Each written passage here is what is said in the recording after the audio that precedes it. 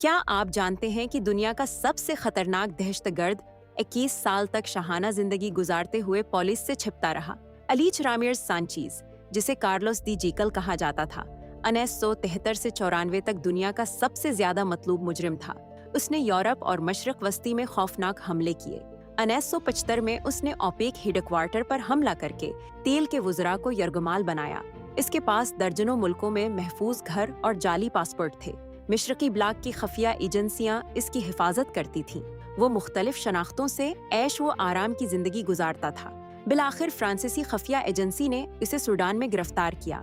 इसका केस साबित करता है कि कैसे एक शख्स सियासी तहफ़्फ़ुज़ और बेहतरीन सिक्योरिटी के जरिए बीन अल-अक़वामी दहशतगर्द मशहूर शख्सियत बन गया।